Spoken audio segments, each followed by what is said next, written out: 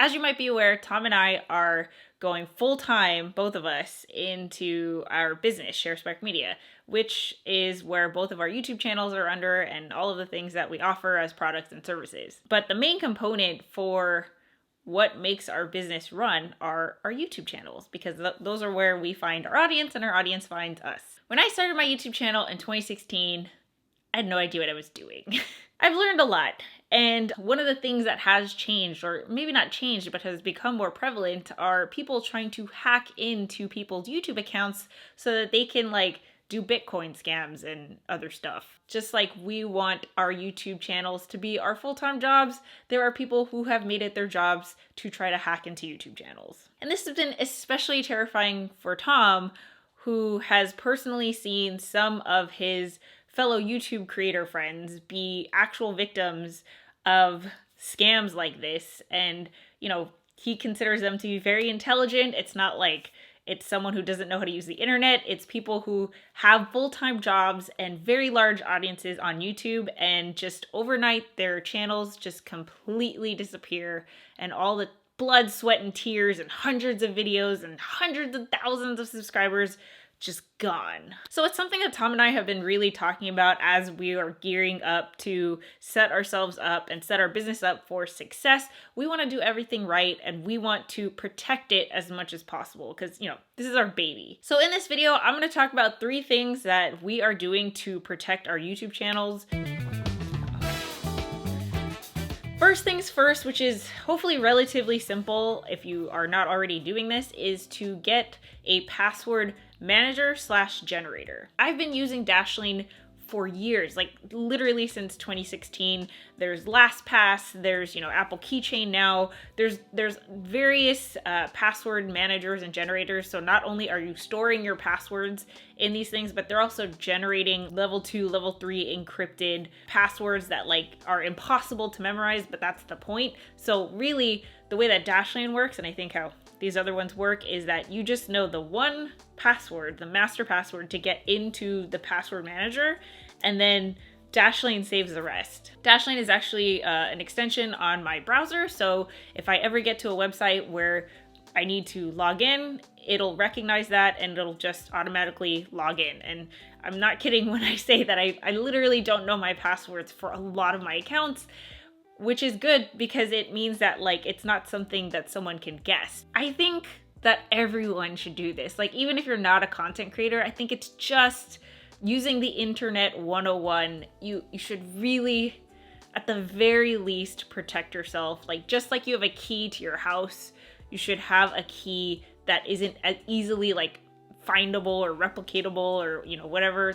Have the one key to get into your house, because not only are you at risk, but there's companies that are getting hacked all the time. And if you're using the same password for multiple things, you're just opening yourself up to vulnerabilities. If you're not using Dashlane or something like it, please don't use the same password for everything.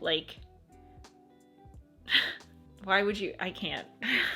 And the thing is, if you're a content creator, as you can tell, I can really hammer this home because I'm very passionate about this. If you're a content creator or aspiring content creator or, an online business owner, chances are that your digital footprint is going to be larger than the average, meaning that you're going to have several more accounts than the average person, which is just several more chances for people to hack into one of your accounts. And if you're using the same password, you're just screwed. Number 2 is use a secret email for your YouTube channel.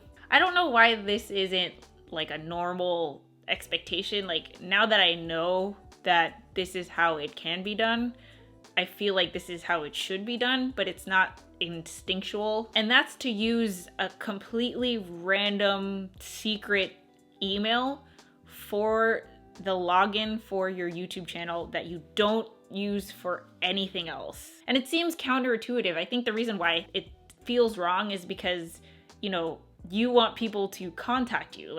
You want people to reach out, ask you questions. And so obviously you're going to have, you're going to encourage people to contact you through email. And that's still true. It just doesn't have to be the same email that you use to log into YouTube. Because here's the thing. If you're putting your email out there, on your website, on your social media, on contact forms and you know, your YouTube channel and all of these things, you're basically giving people a puzzle piece to being able to hack into your YouTube channel. Because now it's like, not only, I mean, they already have the email, all they need to figure out is the password.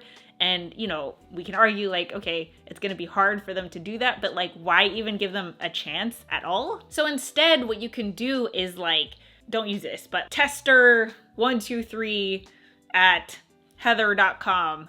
And like, I don't promote that email anywhere. That's just the email that I use to log into YouTube, and no one else knows about it. And then on my websites and my social media and, you know, wherever I have my contact information, it could be contact@heatherjustcreate.com or, you know, hello@heatherjustcreate.com or something general like that. Point is, you want the email that you use to log in to your YouTube channel. No one else knows about it. No one else needs to know about it, right? And if people want to reach out to you, they can do that using a different avenue. And the third thing is just to be very wary of the third-party apps that you connect to your YouTube channel. So as I just mentioned in the previous point, like, no one should know about the email that you use to log into YouTube. But of course, like, you're gonna install TubeBuddy. You might submit for captions using something like rev.com, and you know, they have an integration where you just log in with the email that you use to log into YouTube in order to use their services. So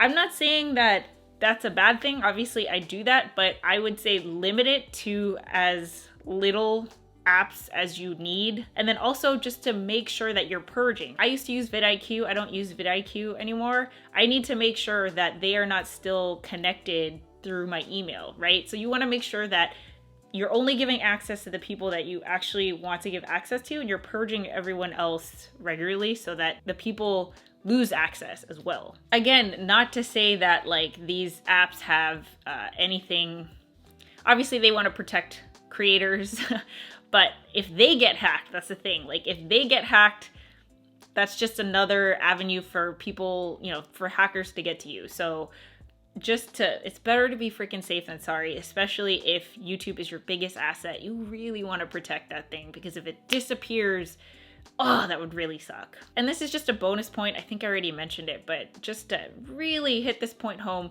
be super wary of any links that people send you. I think it can be really exciting that, you know, brands and companies and, I don't know, whoever wants to reach out to you and collaborate and work with you and stuff like that. What I would suggest is to have people reach out to you via DM on Instagram or Facebook or Twitter or something like that. That way you can do an initial vetting to see, okay, is this person legit? Let me see the work that they've done with other people. Like, you can kind of do that research and that initial vetting. You could do that without actually like having to click on anything or, you know, exchange information and stuff like that. Plus, it doesn't involve your email, right? It's on Instagram or it's on another platform or whatever. I think we can be eager to want to work with people, especially if you're like new to this and you're still building it and you haven't like learned the hard way. Just consider this a warning. Really vet who you let into your space and how you let them in. So I hope you guys found this helpful, and I'd love to know, are there any other things, safeguards, protocols that you have in place to help protect your digital accounts, your YouTube channel, all of these things? I'd love to know. Let me know in the comments. And with that said, I will catch you guys in the next one. See you later. Bye.